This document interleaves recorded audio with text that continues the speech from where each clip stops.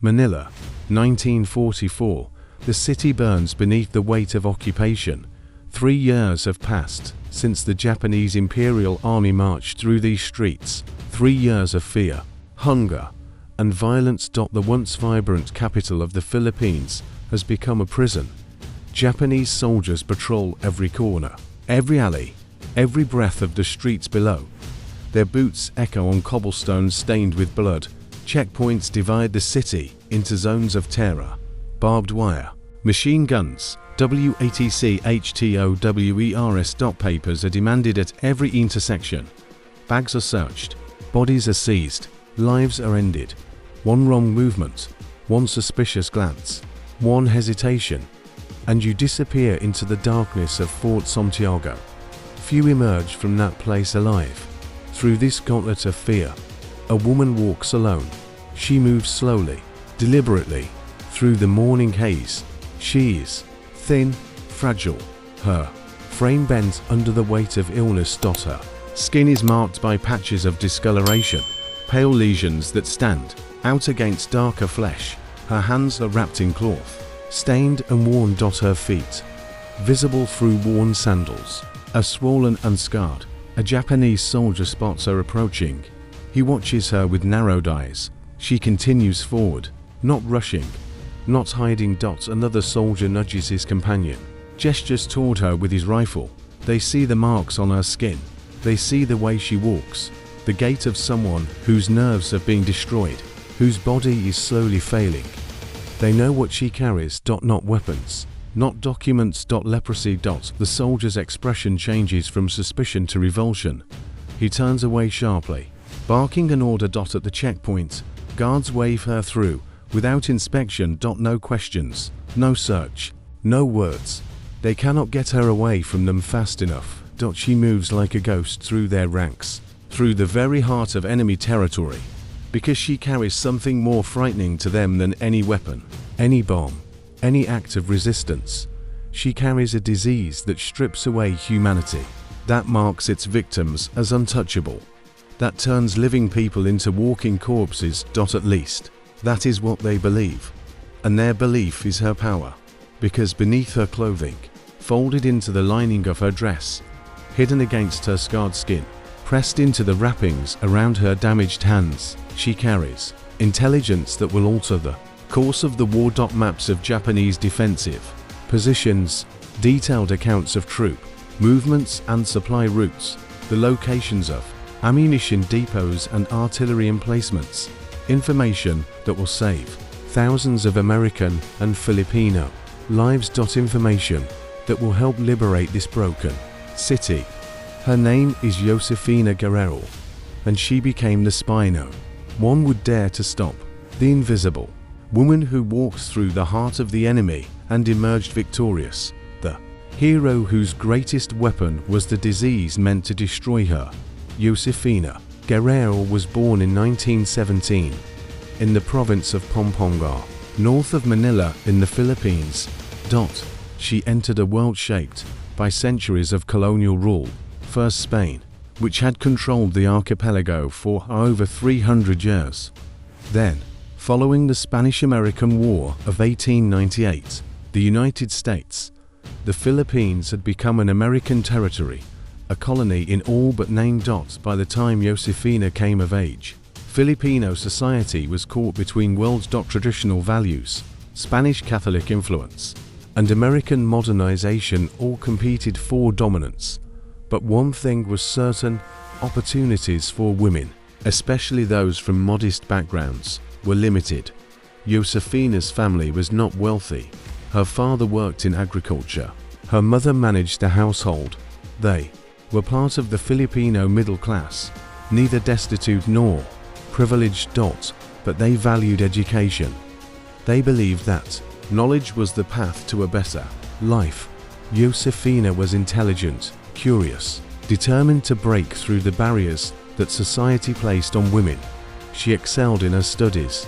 She read voraciously: history, literature, politics. She dreamed of attending university, of building a career, of living a life beyond the traditional roles assigned to Filipino women. In her late teens, she moved to Manila, to continue her education. The city was everything she had imagined. Modern, vibrant, alive with possibility. American influence was visible everywhere. In the architecture, the education system, the language spoken in schools and government offices. But Filipino culture remained strong. Spanish was still widely spoken. Catholic traditions dominated social life. And nationalist sentiment was growing among the educated class. Josefina attended lectures at the University of the Philippines. She frequented cafes where students debated independence, where young intellectuals discussed the future of their country. Should the Philippines remain under American control? Should they seek independence? What would freedom look like for a nation that had never been truly free? These questions consumed the young generation, and Josefina was part of that conversation. She was building a life, building a future, but that future was about to be stolen. In her early 20s, Josefina began to notice changes in her body. Subtle at first. Small patches of skin on her arms and legs that lost sensation. She would touch them and feel nothing. No pain, no pressure, just absence. Then came numbness in her fingers. In her toes. She would pick up objects and not feel them in her hands. She would walk and not feel the ground beneath her feet. At first, she ignored it, told herself it was stress, fatigue, nothing serious, but the symptoms persisted. Worsened. Lesions appeared on her skin. Discoloration spread across her face, her arms, her hands. Her hair began to thin, especially around her eyebrows. She knew what these signs meant. Everyone in the Philippines knew. Leprosy. The disease whispered about in fear.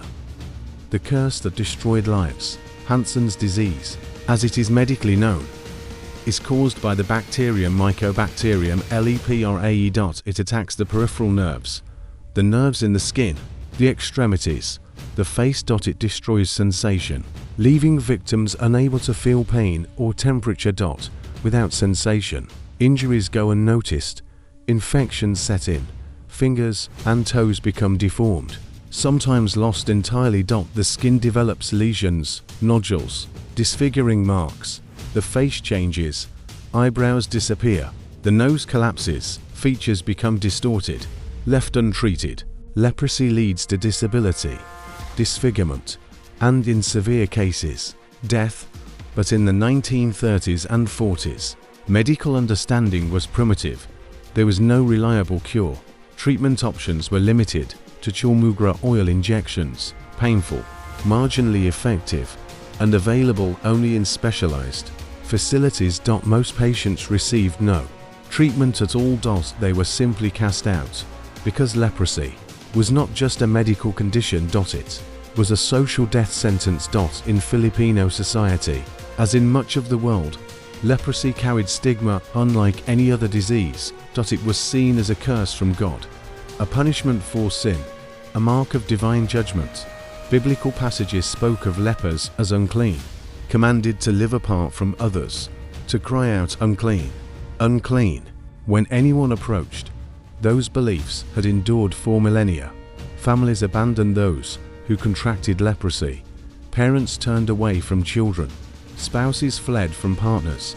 Communities expelled patients, forcing them to live in isolation. In the Philippines, leper colonies were established on remote islands, Culion being the most notorious. Thousands of patients were forcibly relocated there, torn from their homes, separated from their families. Children were taken from parents, marriages were annulled, careers ended. Futures vanished. Patients lived in crowded, unsanitary conditions with little medical care. Many died not from leprosy itself, but from secondary infections, malnutrition, and despair. For Josefina Guerrero, the diagnosis was devastating. She lost her place at university. She lost her friends. She lost her future. The life she had been building, the education, the career, the independence, all of it evaporated. She was forced to leave her housing. Landlords refused to rent to her. Hospitals refused to treat her for any ailments other than leprosy itself. Even a broken bone, a fever, a simple infection, All went untreated because doctors feared contagion. Strangers recoiled at the sight of her. Children ran away. Adults crossed the street to avoid her. She was no longer seen as a person. She was seen as a disease, a walking contagion, threat to public health. But Josefina Guerrero was not the kind of woman to surrender to despair. She had been raised to believe in education, in purpose, in the value of contributing to society. And if society would not accept her contribution as a healthy woman, then she would find another way. If her life was to be short, and she understood that leprosy was killing her slowly, it would not be meaningless. She refused to hide in shame. She refused to accept invisibility as her only option. And when war came to the Philippines, she would discover that invisibility could be transformed from a curse into a weapon that no enemy would see coming. December 8, 1941, just 10 hours after the attack on Pearl Harbor, Japanese bombers appeared in the skies over the Philippines, American military installations across Luzon. Under devastating assault, Clark Air Base, -1 miles north of Manila, was hit first. Wave after wave of bombers destroyed hangars, runways, and aircraft. Nichols Field, just south of Manila, was next. Iba Field on the western coast fell silent under a rain of bombs. In a single day, American air power in the Philippines was crippled. Planes were destroyed on the ground before they could take off. Runways were cratered and unusable. Defenses shattered. General Douglas MacArthur, commander of United States Army forces in the Far East, was caught unprepared despite warnings. His strategy had been to defend the islands with air superiority. That strategy died on the first day of war. Within 48 hours, Japanese forces began landing on the northern shores of Luzon.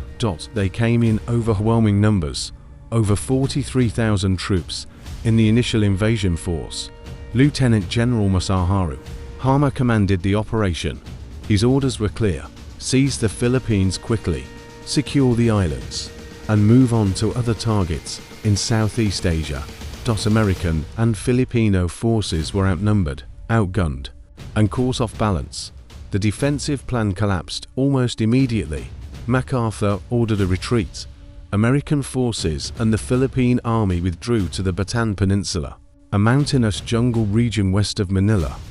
The plan was to hold out there while reinforcements arrived from the United States, but those reinforcements would never come. America was fighting a two-ocean war now. Europe took priority. The Pacific theater would have to wait. On January 2, 1942, Japanese forces entered Manila. MacArthur had declared it an open city to prevent its destruction. No resistance would be offered. No defenses would be mounted. The city would be surrendered intact. The Japanese marched in unopposed. Filipino civilians watched in silence as enemy soldiers filled their streets. The occupation began immediately. At first, Japanese propaganda painted the invasion as liberation. They claimed they were freeing Asia from Western colonialism, the Greater East Asia Co-Prosperity Sphere. They called it a vision of Asian nations united under Japanese leadership, free from European and American domination. Posters appeared throughout Manila, proclaiming friendship between Japan and the Philippines. But the reality was starkly different. Japanese military police, the Kempeitai, established control with ruthless efficiency. Checkpoints appeared on every major road. Identification papers were required at all times. Civilians were forced to bow to Japanese soldiers. Failure to bow, even a moment's hesitation, was met with beatings, sometimes death. Food became scarce almost immediately. The Japanese military requisitioned rice, meat, vegetables, anything needed to feed their troops. Filipino families went hungry. Black markets emerged, but prices were astronomical. Only the wealthy could afford to eat regularly. Children died of malnutrition in the streets. Curfews were enforced strictly.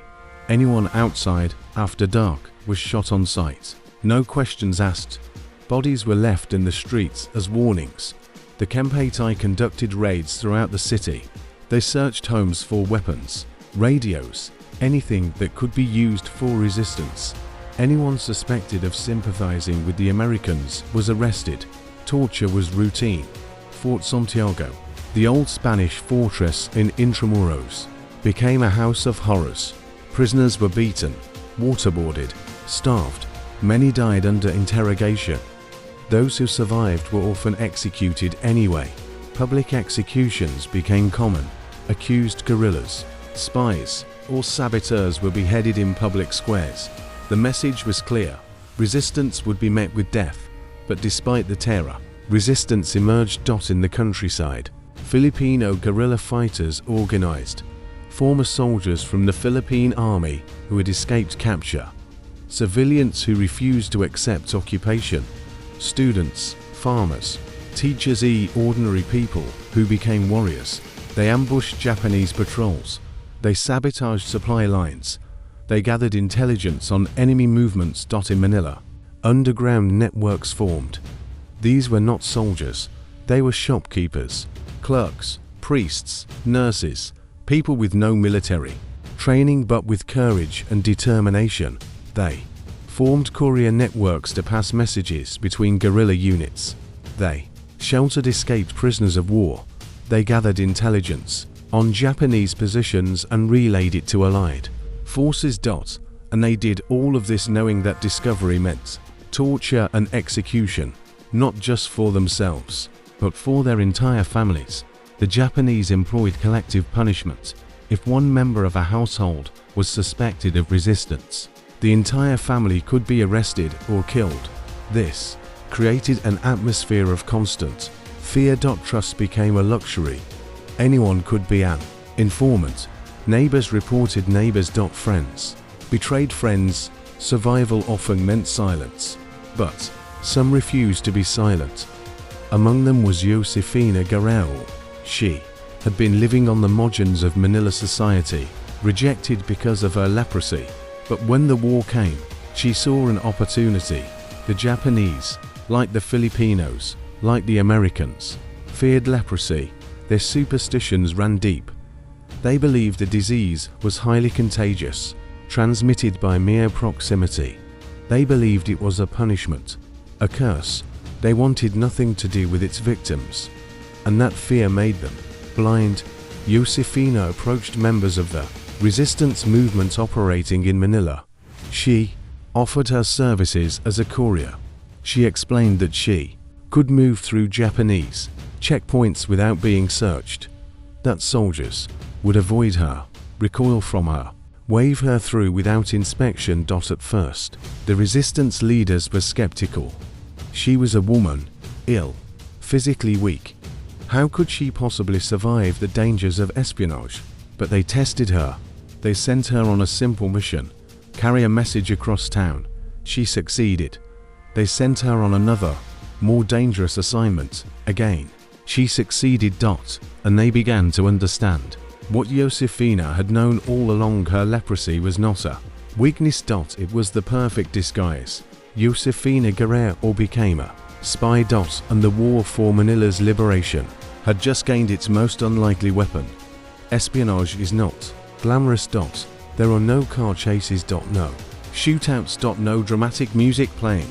Is the hero escapes at the last second. Real espionage, quiet. Methodical. Terrifying. It is walking through enemy territory with your heart pounding, knowing that one mistake means death. It is carrying information that could save thousands of lives, while pretending to be nothing more than a sick, helpless civilian.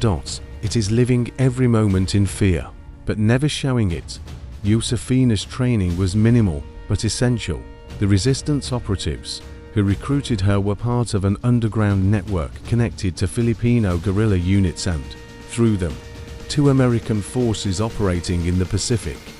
Some were former intelligence officers from the Philippine Commonwealth government. Others were civilians who had learned espionage through necessity. They taught Josefina the fundamentals. First, memorization. She needed to carry information in her mind, not on paper whenever possible. If she were captured, documents would be evidence, but memories could be denied, concealed, protected until death. She learned to memorize maps by breaking them into sections. To remember troop numbers by associating them with familiar landmarks. To recall supply routes by visualizing the streets she walked every day. Second, concealment. When physical documents had to be carried, they needed to be hidden in ways that would not be discovered during a search. But Josefina had an advantage. Japanese soldiers would not search her. They would not touch her. They would not even want to look at her closely. Still, she took precautions. She learned to fold papers into the smallest possible size, sometimes no larger than a postage stamp. She hid them in the seams of her clothing, stitched into the hem of her dress. She tucked them into the cloth wrappings around her hands and feet. She pressed them against her scarred skin, where the discoloration and lesions made them nearly invisible. Third, behavior. She needed to move through checkpoints without raising suspicion. This meant walking slowly, laboriously, like someone in constant pain. It meant keeping her eyes down, avoiding direct eye contact with soldiers. It meant appearing weak, helpless, no threat to anyone. The irony was not lost on Josefina. Society had already trained her to behave this way. Leprosy patients were conditioned to make themselves small, invisible, unthreatening, to apologize for existing. Now, those same behaviors were keeping her alive. Her handlers in the resistance network were careful. They never gave her more information than necessary. They used code names, dead drops, and intermediaries. If she were captured, she could not reveal what she did not know. Josefina's first missions were local. Carry a message from one resistance cell to another across Manila. Deliver a package, usually containing documents, sometimes medical supplies or ammunition, to a contact in Quezon City. These were short trips, relatively low risk, but they allowed her to learn the patterns of Japanese patrols. To identify which checkpoints were most dangerous. To understand how soldiers reacted to her presence. And what she learned was both encouraging and chilling. Japanese soldiers were not just afraid of leprosy, they were disgusted by it. At one checkpoint, a young soldier spotted her approaching. He called out to his superior officer, pointing at her. The officer glanced at Josefina, took in her appearance, the lesions on her face, the wrapped hands, the slow gait, and immediately turned away. He barked an order in Japanese. The young soldier stepped aside, his face twisted in revulsion. Josefina walked through without a word. By mid-1944, the tide of war in the Pacific had turned decisively. American forces, under the command of General Douglas MacArthur and Admiral Chester Nimitz, were advancing across the Pacific. Island by island, battle by bloody battle, they pushed toward the Philippines. The Battle of Midway in 1942 had broken Japanese naval dominance. The Guadalcanal campaign had shown that Japanese forces could be defeated in sustained ground combat. The island-hopping strategy was working. Tarawa, Saipan, Guam, Peleliu. Each island brought American forces closer to the Philippines, and General MacArthur was determined to fulfill the promise he had made when he fled Corregidor in March 1942. "I shall return." Those words had become a rallying cry for Filipino resistance fighters. They painted the phrase on walls, whispered it in secret, held onto it as proof that liberation would come. But liberating the Philippines would not be easy. The Japanese had spent 3 years fortifying their positions. Manila was heavily defended. Luzon was garrisoned by hundreds of thousands of troops. The Japanese command knew that losing the Philippines would sever their supply lines to Southeast Asia. It would cut off oil from the Dutch East Indies. It would leave their forces in China and Manchuria isolated. They were prepared to fight to the last man. For the Allies, the upcoming campaign required precise, detailed intelligence. They needed to know enemy troop strength, positions, defenses.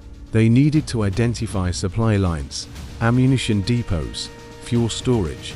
They needed maps of fortifications, tunnels, defensive positions. Without this information, the assault on the Philippines would cost tens of thousands of American and Filipino lives. Guerrilla networks across the islands intensified their efforts.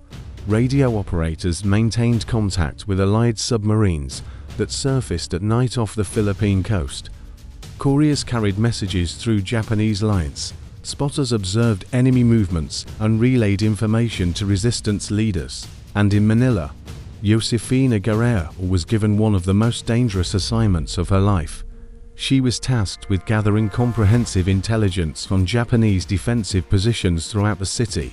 Not just general observations, specific, detailed information, the exact locations of ammunition dumps, the types and quantities of weapons stored at each depot, the positions of artillery batteries, the locations of machine gun emplacements, the defensive fortifications around key buildings and bridges. This was not a single mission, it was a weeks-long operation that would require her to systematically map the entire Japanese defensive network in Manila. One mistake would mean execution, not just for her, but for everyone in the resistance network.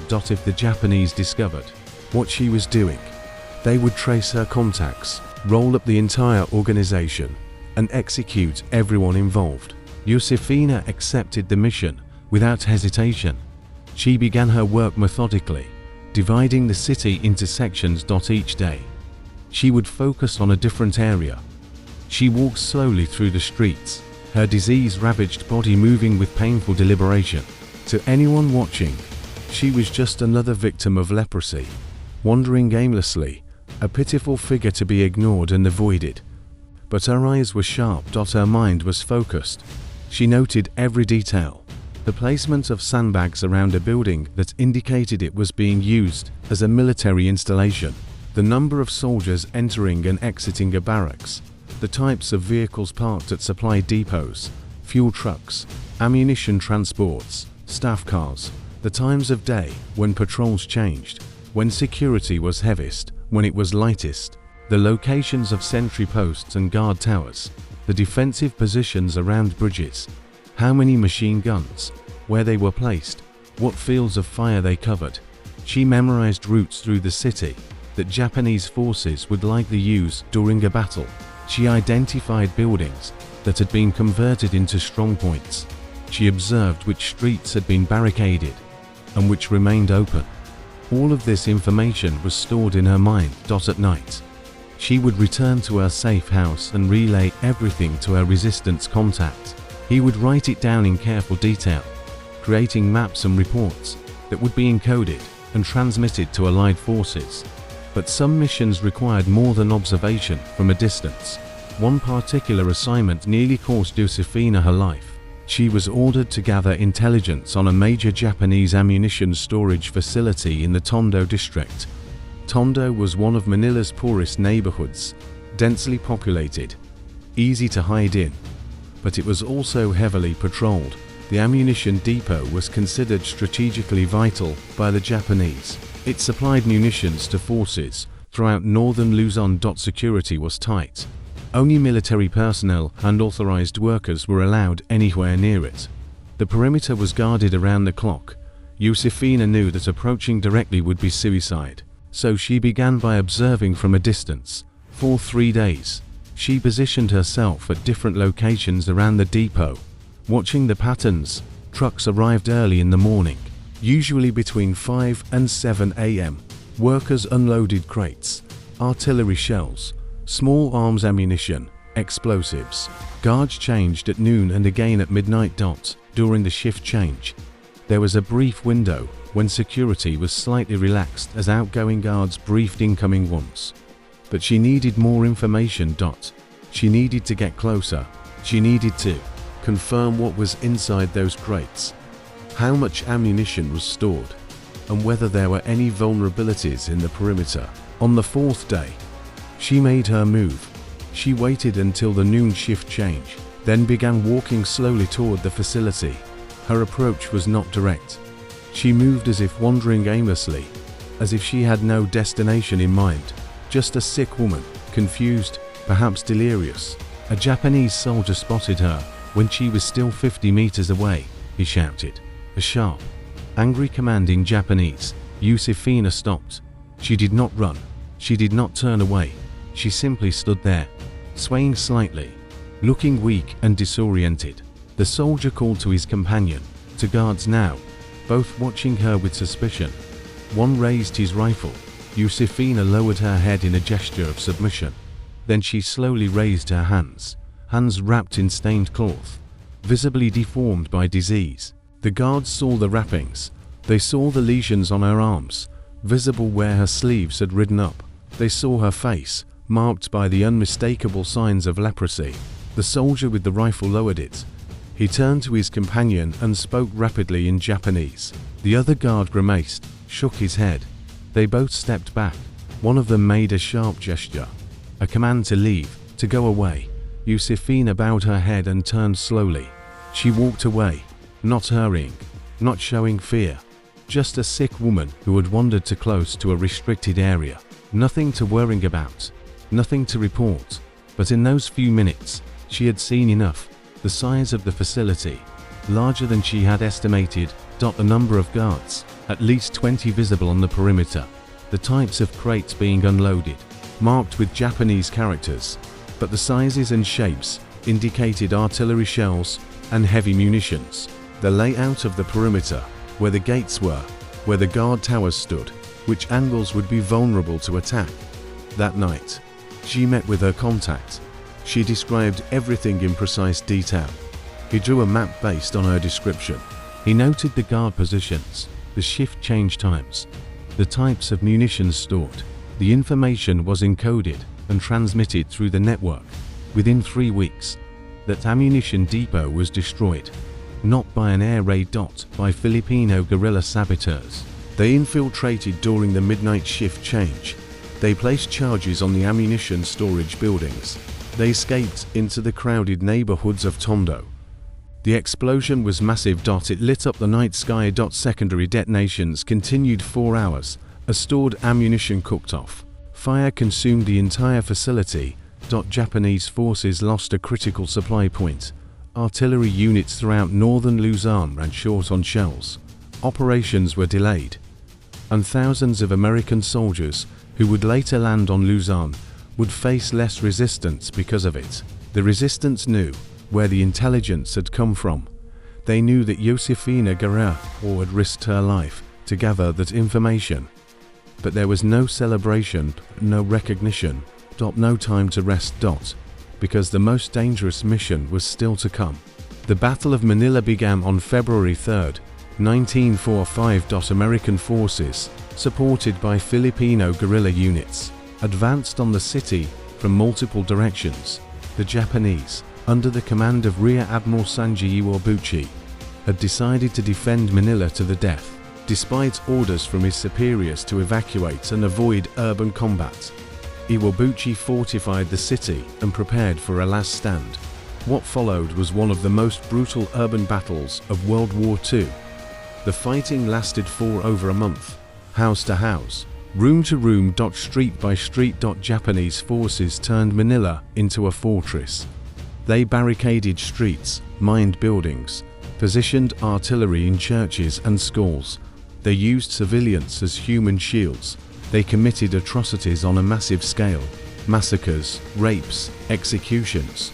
The Bayview Hotel Massacre, the Red Cross Massacre, the Manila Cathedral killings. Filipino civilians, caught between the combatants, suffered horrifically. Over 100,000 were killed during the battle, some by Japanese forces, some caught in American artillery fire and bombing. Manila, once called the Pearl of the Orient, was reduced to rubble. Entire neighborhoods were destroyed. Historic buildings dating back to Spanish colonial times were obliterated.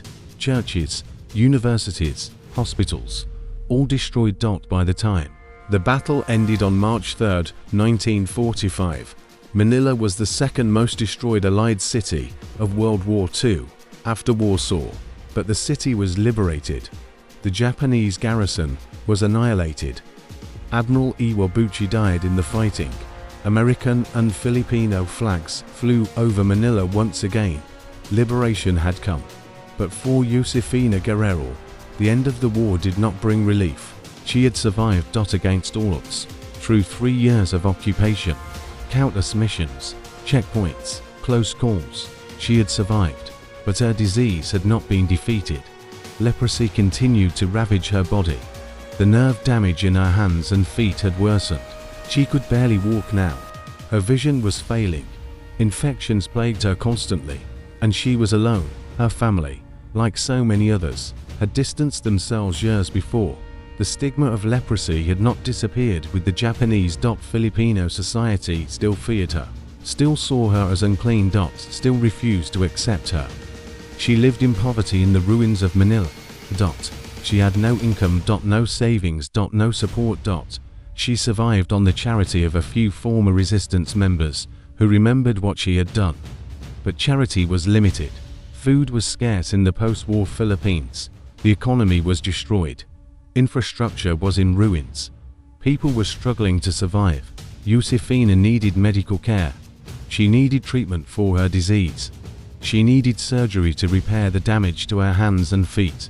She needed medications that might slow the progression. But those resources were not available in Manila. Hospitals, already overwhelmed with war casualties, still refused to treat leprosy patients. The few leper colonies that had survived the war were overcrowded and undersupplied. Medical infrastructure had been destroyed. Drugs were unavailable. Josefina was a hero who had saved thousands of lives. But her country had no way to save hers. She lived quietly in the ruins. Forgotten by the society, she had risked everything to protect. No recognition. No honors. No acknowledgement of her sacrifice. But word of her service had reached the American military. Intelligence officers who had received reports from the Manila resistance began asking questions. Who had provided the detailed maps of Japanese positions, who had gathered intelligence on supply depots and defensive fortifications. Who was this courier who had moved through enemy lines undetected for years? As the answers came to light, a picture emerged. A woman with leprosy, dismissed by society, invisible to the enemy, had become one of the most effective intelligence assets in the entire Philippine theater. Her courage, her determination, her willingness to sacrifice her health and her life, all in service of liberation. American military officials were stunned. They had known the Philippine resistance was effective. They had known Filipino guerrillas provided valuable intelligence. But this was extraordinary. A woman operating under conditions that would have broken most trained soldiers. A woman with a terminal disease who chose to fight instead of hiding in despair. The US military began compiling a record of her service. Testimonials from resistance leaders, reports from intelligence officers who had received her information, documentation of the missions she had completed. The facilities destroyed based on her intelligence. The lives saved because Allied forces had precise targeting information. In 1946, Josefina Guerrero was awarded the Medal of Freedom with silver palm. It was one of the highest civilian honors the United States could bestow. The citation read, "For exceptionally meritorious achievement, which aided the United States in the prosecution of the war against the enemy in the Southwest Pacific area from October 1943 to February 1945. As a volunteer, Miss Guerrero rendered invaluable service to the Allied cause, devoid of any thought of fear or personal safety. But medals do not cure disease, and Josefina's condition was deteriorating rapidly. She was dying. American military doctors who examined her were shocked that she had survived this long. One doctor wrote, "This woman has endured physical suffering that would have incapacitated most soldiers. Her disease is advanced. Without immediate and extensive medical intervention, she will not survive another year." The US government faced a difficult decision. Leprosy patients were prohibited by federal law from entering the United States. The stigma surrounding Hansen's disease was as strong in America as it was in the Philippines. Leper colonies existed in the US, most notably the US Public Health Service Hospital at Carville, Louisiana, but entry was heavily restricted. and no foreign national with leprosy had ever been granted entry. But Josefina Guerrero was not just anyone. She was a war hero, an asset who had saved American lives, a woman who had given everything for the Allied cause. The decision was made at the highest levels of the US government. Josefina Guerrero would be granted a special exemption. She would become the first foreign leprosy patient allowed to enter the United States for medical treatment. In late 1946, Josefina boarded a military transport plane in Manila. She was flown across the Pacific to America. To a chance at life. There are countless stories like Josefina's, hidden in archives, buried in forgotten documents, known only to the families who remember, and then lost when those memories fade. Stories of men and women who changed the course of history and were never recognized. Who gave everything and received nothing, who fought not for medals or monuments, but because it was right, because it was necessary, because someone had to.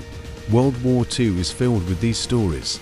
The code breakers who worked in secret at Bletchley Park, breaking German and Japanese ciphers, shortening the war by years, but who could not speak of their work for decades. The Filipino guerrillas who fought in the jungles of Luzon, sabotaging Japanese supply lines, providing intelligence, rescuing Allied prisoners, many of whom died without ever receiving recognition from the United States or the Philippines. The comfort women forced into sexual slavery by the Japanese military, who survived unspeakable trauma and fought for decades for acknowledgement and justice, and largely died without receiving it.